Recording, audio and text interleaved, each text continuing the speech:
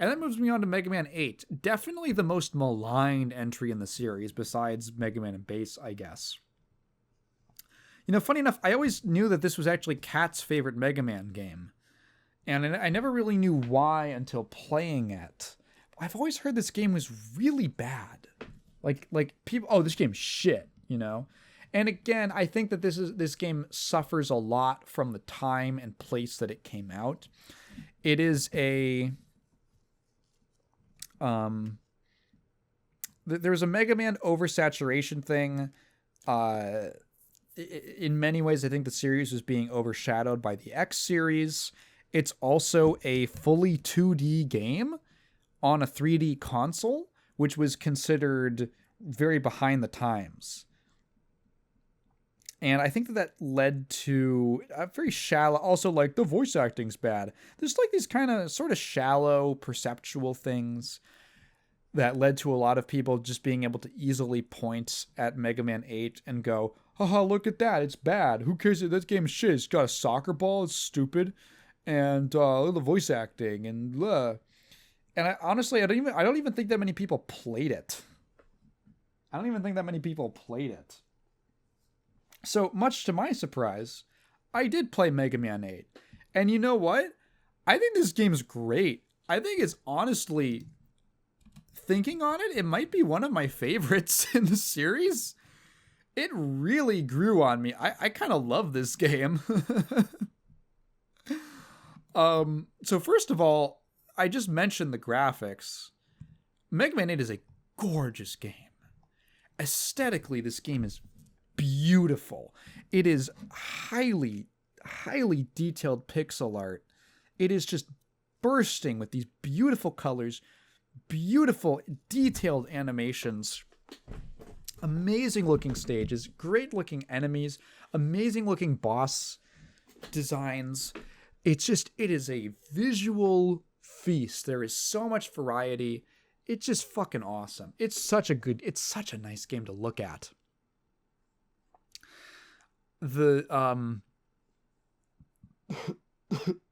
Excuse me, geez. Just, yeah, a visual feast. Feast for the eyes. I can't get enough of the aesthetic. It's so poppy. The colors there's this really cool thing going on in a lot of stages where the foreground colors are really saturated and vibrant. It looks like a fruit smoothie, but then the backgrounds will be a little desaturated to give this sense of scale, like the stuff is really far in the background. And it's just something that was never really possible or never really done in the previous games. It makes all the levels feel like they take place in these real large areas, these really substantial locations. There's also very little of like, you're in a factory kind of stages, which are sort of a Mega Man classic. There's not that many like you're in a factory kind of levels. Or if there is, it's mixed in with some other really strong theme. So it's not a very industrial game. It's really different. I mean, the game is just very different in general, which is part of what I really like about it. Where to even start? Because it feels like an experiment to just push the Mega Man formula forward and forward and forward and forward. Every single stage is just barraging you with new ideas, one after the other after the other. And some of them don't land. Some of them are a little underdeveloped. But I really enjoy a lot of them. And I was just, the whole time I was having a blast. So many fun little new ideas that are constantly being thrown at you. So many little stage gimmicks that are neat, that are just like really enchanting. Dude, I never thought that much of Swordman. I think Swordman might have one of my favorite levels in this game and in the whole classic series. It is so cool. It is such a cool level. So this game does the same thing as 7, where it gives you 4 Robot Masters and then another 4. And there are multiple advantages to this. One of the challenges that come with throwing 8 levels at the player that they can choose in any order are that, yes, it does give the player an aspect of control, but it's also a little bit overwhelming. And maybe some people look at it and they don't even know where to start. You can kind of a choice paralysis and like, oh, is this actually a good level to start with? I don't know. There's also the fact that as a designer, you have to make sure that every level could be someone's first in their playthrough. So you have to make sure that the level is designed around only having the Mega Buster. I think that the best Mega Man games in terms of level design are ones like, in my opinion, 6, that account for this and design the levels in such a way where they are totally possible with just the pure Mega Buster. But once you unlock more weapons, the game's possibilities really open up and you get way more ways to approach different situations. That, in my opinion, is the better Mega Man games. But hey, if you mess it up and one level is just way harder, it can feel kind of, again, off. It can feel imbalanced in a bad way, where it feels like it's imbalanced against your favor. Splitting the game into 2 phases with one wave of Robot Masters before the next means that for that second wave, they can kind of plan around making the levels a little bit more challenging. And they definitely do that in this game, but it feels much more even. And they actually take greater advantage of it because they do stuff that they do stuff in the second wave that you can only do if you assume that the player has different special weapons. Like, for instance, I think that this is used in the coolest way in Fireman stage, where it's the first half of the level is like this temple, and there's these 4 different gates that you need to unlock by going into 4 different little mini challenges. It's very odd world. The mini challenges all use one of the 4 special weapons that you are guaranteed to have unlocked at that point in the game. And there's some like really cool stuff in there. They're basically like puzzles. You're doing puzzles with the special weapons. I've heard some people don't like that. I think it's so cool. I think it's super fun. And it's not like so punishing and not so demanding that you're going to run out of weapon energy before you're able to complete it. Like, I never had that issue. It was just like neat. You're using the tornado hold to shoot a tornado up at the ceiling so that something gets pushed into like a keyhole at the top. You're using the chill wave to freeze these like lava pillars that you can go across. You're using what else? Who's using the first? Is it Thunder Coil? I want to say you're using Thunder Coil for stuff.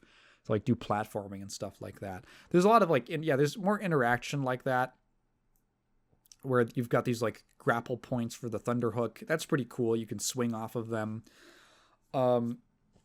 Speaking of Clown Man, and then the second half of Swordman stage has this really cool gimmick with these platforms that you got to like step on a button to make them move in one of either left or right while you're on it. And you got to like position it over these big lava geysers and then push it over and then like make sure that the lava geysers, you're not standing so that it'll push you into the spikes at the ceiling. It's really fun. Like, it's a really cool gimmick. I really dig Clown Man stage, which is like this crazy toy land with this gimmick that recurs throughout of these blocks with different symbols on them. And then in the background, there's like this cuckoo clock sort of thing. Right? It's not a cuckoo clock, I guess. It's one of those where, like, you know those clocks where on the hour a little figurine will come out with a hammer and go on a track and then bang on a bell to announce like the bong to announce the time. It's basically like one of those, but it's in the background. It's part of the background, and it that happens on like a 7-second timer. And whenever the bell gets gonged, the bell gets bonged, the bing gets bonged, the bing gets banged, the blocks that you're on will like flash, and depending on the symbol on them, something different will happen. So a circle means that nothing will happen. If it's an X, there'll be like a trap. If it's a skull, you'll drop through, and they're often placed above spikes. There's ones that will position you, like change where your position. There's ones that will teleport you to like a mystery block with question marks on them. It's really cool. Like, I genuinely find that it to be a really fun gimmick. Some of them I'm not a fan of. Chillman, is it Chillman or Frostman? No, sorry, Chillman is Mega Man 9. Frostman is 8. You can't keep all these god ice bosses. You can't keep these ice bosses apart. Frostman is the one from 8. And his is the one that has the sled. I actually didn't have a problem with the sled in his stage. I didn't find it I know it's like an infamous part of the game. The Wily Stage 1, which is like a genuinely bad level in my opinion, is entirely based around the sled, and then has a really bad boss that needs you to do like fucking trigonometry with the Mega Ball to be able to hit it. It's bad. Well, that's like the only real standout in my mind. And also the sled thing in Wily Stage 1 is really, really unforgiving, and it does not control well enough to justify how hard it is. What else? Astro Man has not a great... Okay, visually an amazing stage. And some of the gimmicks are fine, like the disappearing and reappearing platforms and all that. Like, that's okay. I do not like the long, slow, boring maze that takes up the whole second half of his level. It's not like bad. It's not like bad in the sense that I'm dying all the time. It's not frustrating. It's just really slow. And it's like a looping maze where you need to... You'll like wind up where you were if you just move to the right. So you gotta like hit buttons and shift things around so that you can actually like open up the path forward. And it's just slow and kind of a pacing killer. But then you get to the non-maze parts, and it's like this crazy giant mechanical sunflower garden with the dodecahedron sun in the sky that's like spinning and turning into different shapes. It's crazy. It's just crazy, wild visuals. The levels are really long feeling. Well, okay, they're long, but there's a lot of concessions made, I think, to make the game feel easier. And to be honest, I don't mind at all.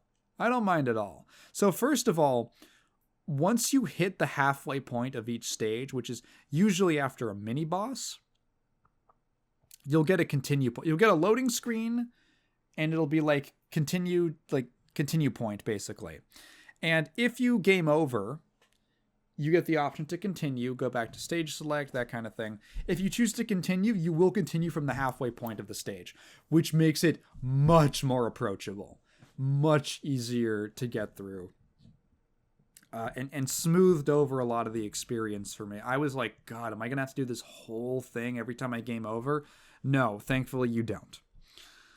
This is also the only game that completely refills your weapon energy between lives, which honestly... straight up, I like that. You know what? That's a welcome change. It's the only game in the whole series that does that. But it is nice because there is that common Mega Man thing where you go into a fight with the weapon and you burn through all of the weapon energy, die, and then you restart and you got to Buster only it. You got to Buster only from the boss room. It's it's part of the Mega Man experience, but I'm not sad to see it go in Mega Man 8. It's fine. I also think that they improved a lot on the overall boss design from 7. Like I said, 7 gets a little bit repetitive. A lot of bosses have kind of samey move sets, where they just like their version of this kind of attack. In Mega Man 8, they have really diverse, interesting attack patterns with cool gimmicks and a lot of different types of moves and stuff. Again, like, I think Swordman's is super cool. Like, he's got a move where he spins towards you with his top. He can disconnect his top half, and he sends it towards you, like spinning like a top. You got to slide under it, then slide again, and then he like splits in two, and like his legs will dash across the ground, and his top half will will fly through the air, and you got to like jump through the gap between them. He's got a move where he like makes a big fire pillar. He's got a move where he like slashes and makes like a wave of fire go towards you.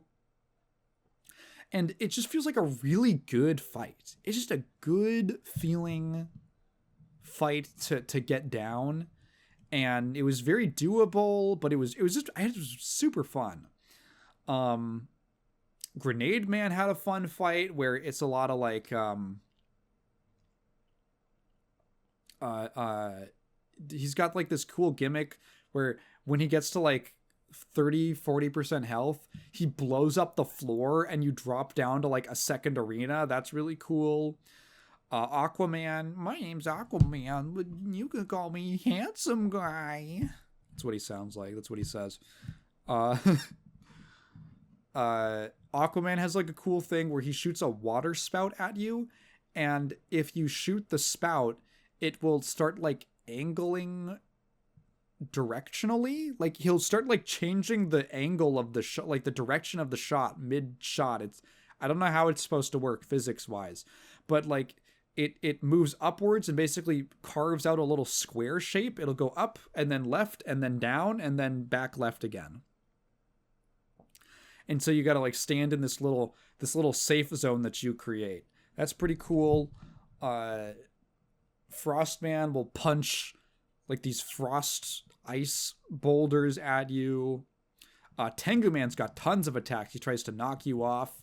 He throws like a wind projectile at you. Searchman's a pretty tough fight. He's got like this very odd pattern that I had trouble getting down. But eventually it's like you just gotta you gotta take it a lot slower than it feels like. A lot of the bosses in this game are really fun, and they have a cool varied move sets, and the weakness weapons don't entirely invalidate the fights, which is nice. They definitely make them easier sometimes. There's this interesting thing with Mega Man games where I find where sometimes it's actually just easier for me to do them buster than with the weakness weapon, depending on the weapon. If the weapon is just really awkward to use in the fight, sometimes it just like Tengu Man's weapon, like weakness weapon, is kind of weird because it's the frost whatever crawling thing. Tengu Man almost exclusively flies for his fight. He touches down a few times throughout, but you need to use Frostman's weapon, which is a wave of ice that travels only along the ground. And the idea is that in the few moments that Tengu Man drops down, you got to freeze him with that, and he'll freeze in place, which is cool. This is also something they kind of introduced in 7, where the weakness weapons have a really obvious visual impact on the boss. Like you use Junkman's weakness is the dingole dangle. What is it? Oh my god, I don't even remember. But like all of his junk. No. Fuck, who is it? I mean, I don't remember, but someone. It's like Junkman's weapon. You hit like Freeze Man with it, and it like stops. I don't know. There's like a visual effect. Man, I forget. I'm overwhelmed by Mega Man info in the last couple days. But I definitely remember they introduced these kind of boss specific visual interactions that they would have. So like Tengu Man gets frozen in place and then you can just shoot him down. Oh, another nice thing this game introduced, I believe the first one was being able to swap weapons with like the shoulder buttons and stuff, but also putting the special weapon and the Mega Buster on separate dedicated buttons. That's really nice. And they never used that again. I don't even think Mega Man 11 did that. I forget. I haven't played 11 in a minute. Having that's really nice. You can charge the Mega Buster while you're on a different weapon, which is cool because it's just like a nice quality of life thing. And it makes a lot of the... It feels nice because you get to use the weapons more often, is what it feels like. Like you can have the weapon ready at a moment's notice and not have to do a bunch of menuing to get to them to deal with like one enemy. But you've still got the all-purpose Mega Buster at the ready, which is cool. So I like that feature a lot. The weapons themselves are really fun, I think, for the most part. I was using most of them consistently throughout my run. Grenade Man has an awesome weapon. It just does a ton of damage. The Chillman's weapon, Frostman, Frostman's weapon is really good for like travel. I always love the ones that travel across the ground. I love me a good search snake. The Thunder Claw is like a cool grabby weapon. I like again that the kind of close range melee option returns with Swordman's weapon. The homing sniper is a nice homing weapon. You got a screen clear with Astroman. Aquaman's isn't super duper useful, I found. It's just kind of like a short range rapid fire thing. It's okay. I never really used the Mega Ball. I don't know why they did. Hey, it's Mega Man Soccer. You guys love Mega Man Soccer. But yeah, it's just like a really fun game with a ton of different ideas. I know that, so a lot of people don't like this because they're like, oh, it doesn't feel like Mega Man. But I'm gonna be honest, like, okay, so there's a couple things. I've heard complaints about the sluggishness of the controls. I think it's part of that is a bit of a placebo effect. Because there's so many frames of animation for Mega Man in this game. Just his running animation has so many frames. His sliding and jumping animations have so many frames. And I feel like maybe to a lot of people, it's harder to tell what is just visual flourish and what you're actually locked into. Maybe because I'm more used to playing fighting games, I can kind of recognize and feel what animations you can just cancel out of much easier. But for a lot of people, it feels more sluggish because there's just so much more detail in what's happening and so many different transitional animations. Mega Man is smaller. He's back to like the much smaller size on screen. So I think it feels fine. I think it feels okay. It definitely, is it a little slower? Maybe. But yeah, I just kind of adjusted to it.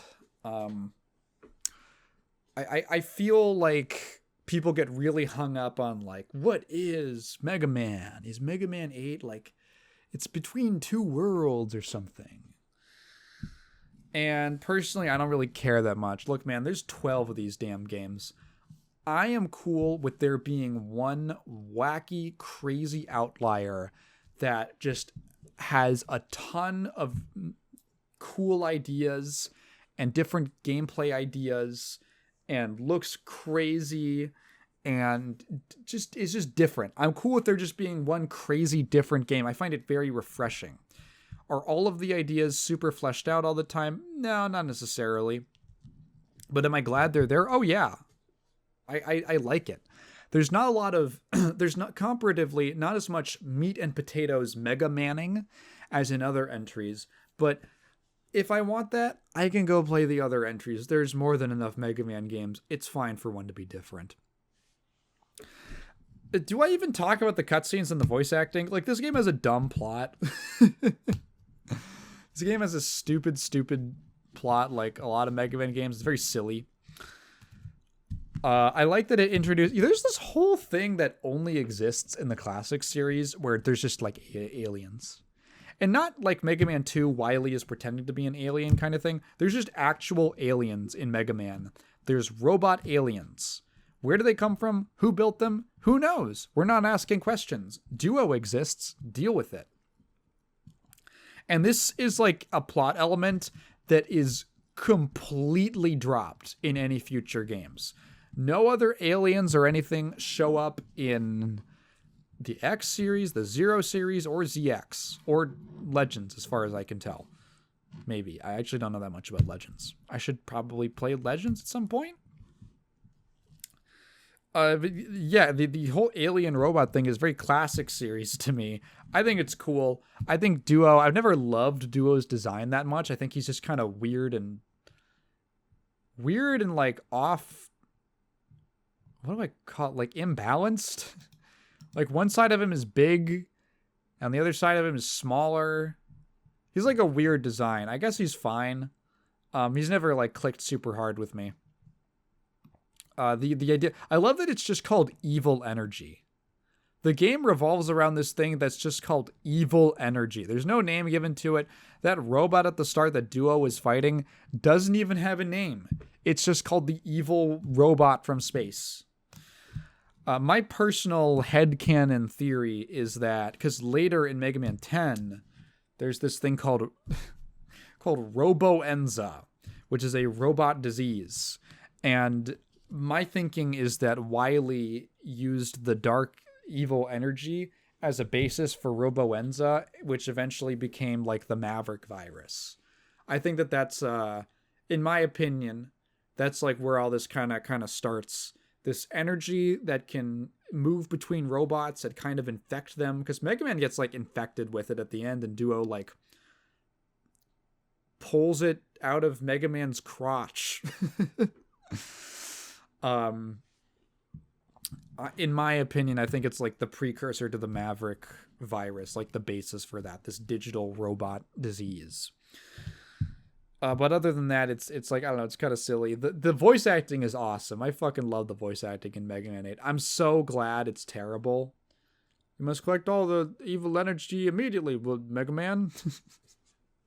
Everyone's just doing one take. No one's a voice actor. Mega Man has that one scene where he screams for like 30 seconds straight. It's so long. It's awesome. Nobody's mixed loud enough. Everybody's voices is too quiet, specifically Duo. It's just a train wreck. It looks cool. It looks neat. Like, I like the anime style. But, yeah, it's a mess. It's a mess. Mega Man 8's a bit of a mess, but a really nice, fun mess, in my opinion. Like, nice, fun, beautiful game. Just a blast, honestly. Like a real breath of fresh air.